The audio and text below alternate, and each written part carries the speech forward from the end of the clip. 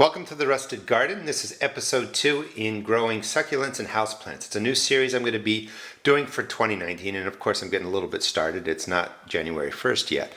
Houseplants and succulents are something I've grown most of my life, not as long as I've been gardening, but they're great, sort of a great adjunct hobby to gardening, especially when the cold weather comes, when the snow comes, and on rainy days. And I really wanted to do a series that I start right at the beginning. And we'll go through all the steps. And really for houseplants, the first thing you want to talk about is the kind of light they need. So we're not going to go into artificial lighting today. We're just going to go with your basic light that comes into your windows, into your house. You have plants, houseplants are set up to really 3 categories. You have low light, there's 2 right here. You have medium light, 2 plants right here. And then you have high light plants.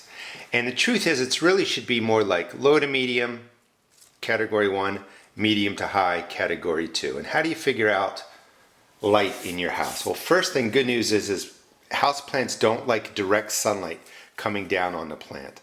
That will damage them if they get too much direct sunlight. So the best way to think of it, let me move these back. We'll also get to planting these, and we're going to use basic fertilizer spikes to set them up. This way you can get them planted and then let them go. And you really don't have to do a lot for, a year until they get larger and you have to plant them back up. So if this was your house, the sun rises in the east and it tracks south and then it sets in the west. So you have your east windows, you have your west windows, you have your south windows, and then you have your north windows, if that makes sense. Plants that need medium to high light really should be on a south facing window. And that's because the sun is going to track for most of the day on your south facing windows. If they need lower light or low to medium light, you can have them on your southwest side or your southeast exposure. So the east plants will get morning light and some of the southern light as it tracks away. And then same thing on the other side, except it's going to be backwards. They're going to get the southern light and then they're going to get the setting sun. So you really have to go into your house, get your smartphone, just pull up a compass app or something like that, and just figure out where your southern windows are, your eastern windows are, and your western windows are. You can put some plants on the northern side, but those are plants that really, truly like low light. How much light do they need? It varies greatly. There's so many different house plants, but generally 6 to 8 hours.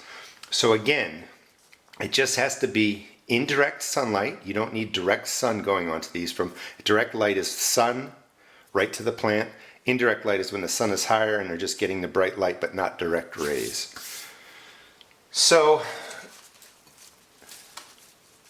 I basically buy the plants that I like and I just move them around my house until I figure out where the best light is for them. So you got your low light plants, and this is Arrowhead Vine. This is Dark Mystery. I like the names that they give them aside from their Latin names. They're much more interesting. When you go and buy plants, you want to check out a couple of things. One, look in here and give it a tap and really inspect it. If you see a lot of flying insects, don't buy those plants. You're going to have to come back another day. Look at the tips, and there's a lot of new growth on here. So this is a nice healthy plant ready for transplant. And when you transplant, you want to go to a container that's about twice the size, and we're going to go into here. I don't have any drainage in here. If you're just getting started and you're worried about drainage, go ahead and get containers that have holes and little trays. The whole key to watering is you water about once a week. Don't water more often. If the plants need more water, they'll droop a little bit, add water. The most damage occurs when you keep the roots wet, you keep the soil wet, fungus and fungus gnats come in. So just water once a week. Pick a day, have a routine. When you water this, you're just eyeballing. You could just, give it enough water to cover the top, and then just think about it as much as it needs to kind of drain down here and stop. Don't overwater it where it's going to pool. If it's too scary for you to use a pot that doesn't drain, get ones with holes in it. Now to pot up, any potting mix works. Doesn't matter really what you buy. I do like to just get a bag, I open it up, and I let it completely dry out. Fungus gnats and sometimes other insects really just come with these moist products that you buy in bags. So I open this up, get a couple of bags, let it sit in your garage open, let it dry out, and sometimes that takes care of problems. So to pot up, we're going to start with a low light. We'll go with the dark mystery. Gently take it out. These are great containers to save for your succulent cuttings. And just open the plant up. Let anything that doesn't need to be in there drop out. This is a really healthy plant. No yellowing. We saw the new growth, no insects. And you're always going to plant right to this level. And this is kind of dark. That kind of looks cool. And I think I'm going to go with the dark container. And again, we're just going to plant it right to this level. This is about twice the size. That will be good for at least a year. And every time you plant up, you just want to plant up to double the container. It's easier if you use a bowl like this. So you can see you just put in enough soil, set this down. You want to leave about 1/4 of an inch here. I'm going to talk about fungus gnats and ways to treat fungus, fungi, insect problems in another video. But just go ahead and fill just like that. We'll do a couple more plants. You know, but the whole thing when you get started is to know where your southern windows are, know where your east windows are, your west windows are. And we're just opening this up. That's all you really need to do. I'm going to step over to the other side real quick. You know what? I'm going to pause and get some water. Hang on. All right, I've got the water bottle, and you can use any kind of water bottle. This is a lot easier to water your plants with than carrying around a big cup, and then you always end up putting in too much. Again, I don't have any drainage in here. If you had drainage, you can just water, you know, try and just put in enough that it only will kind of seep down to here. But with drainage, if you miss it, it's going to go into a little drainage tray. These are basic fertilizer spikes.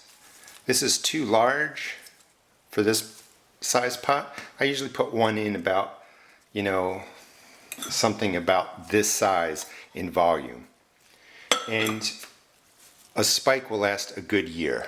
Most houseplants get neglected anyway, so I just break it in half. They get neglected anyway. We'll talk about water-soluble fertilizer, and just push it down to the middle. And this plant will have enough food for a good 6 months to a year. Watering. So let's make sure this is on camera. There we go. This is all you need. This is how you eyeball it. All right, that's enough water for a week's worth of watering. That will sink in. You're not going to flood this. And also, if you come over, your plant looks great. If the top of your soil is moist on the day that you come to water it, you don't need to water it again. They don't need to stay wet constantly. They can go through a drying cycle just as if they were outdoors, and you know, maybe there's a drought going on. But this is one plant potted up. That was a low light plant, so I'll look for really my east-south window. Let's go with this. This is Bush on Fire. This is a highlight plant, so this is going to want a full southern window. When you're looking for plants again, inspect, tap it around, look for any mold growth, any fungus gnats, and then when I come over here, I see all these leaves are gone. Now that could just happen in transportation, and they're getting moved around and they break off. Maybe they weren't watered and they snapped off, but if I saw that on all the other stems here, I would be worried and I wouldn't buy that plant. But the rest look good. The soil looks good, so we get to pop this out again. This is just how they're watered. I got these at low. They have wicks that sit into water, so these plants don't get overwatered. Now, of course, the roots here are overgrown. A little bit hard to get out. When they're overgrown like that, that's a sure sign they need, of course, to be potted up. You can break them up gently. Don't go crazy on them, but just break them up so that they get a little bit stimulated and they'll be ready for the new pots. We're going to put this one in, I think the black pot too. I just like the way those colors look together.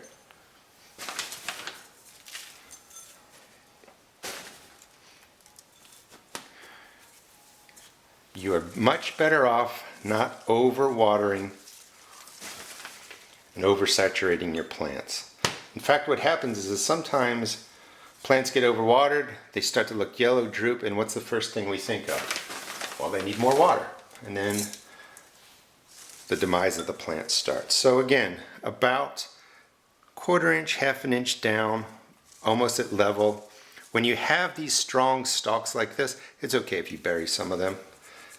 There are so many different house plants. In other videos, I'll make some recommendations.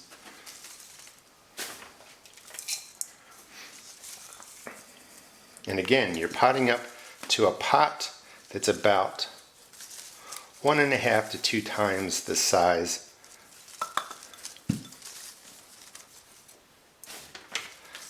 of the pot they're coming from. And you can see the one that looks bare, kind of hanging out there, but the rest look pretty good. I'm going to take 1/2 stick of the fertilizer, press it in about halfway.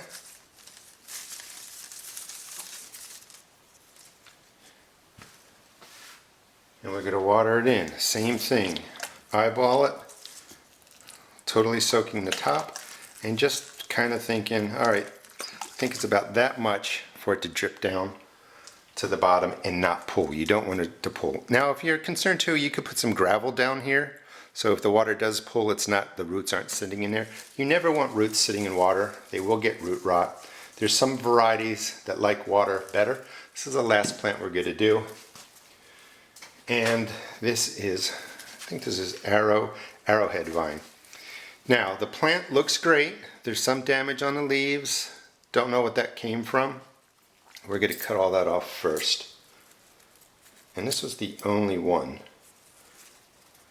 And I used to grow these all the time.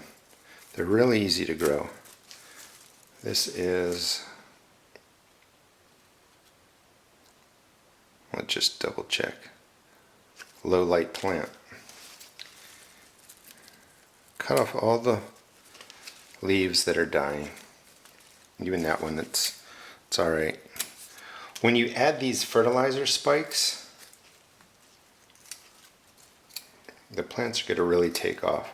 And most of the potting mix you buy has fertilizer in there. So these plants are going to really be good for a year. This is a different growing medium, nice and dry.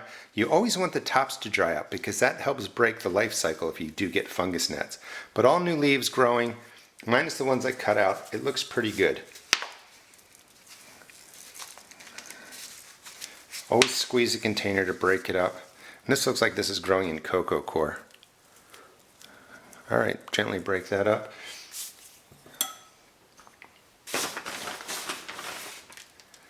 It's probably about halfway.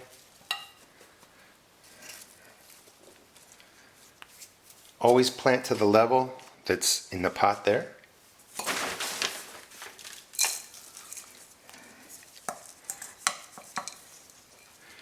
I put links in the video description of this video and actually all the houseplant and succulent videos for basic materials you can buy from Amazon. I'm not pressing on the root ball, I'm pressing around it where there's empty space and just packing the soil in. This is nice and loose soil so you can't overpack it. We're going to put in the fertilizer spike. And they already look bigger.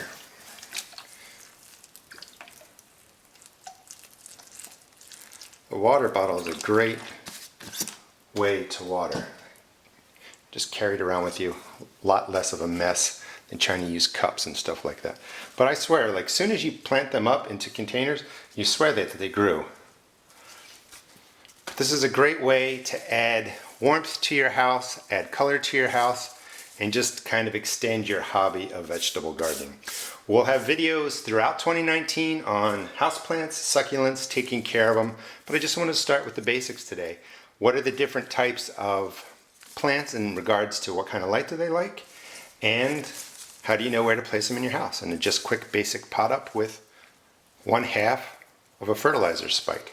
Hope you enjoyed the video. Please check out my seed shop at www.therustedgarden.com and also subscribe to my YouTube channel. Thanks for watching.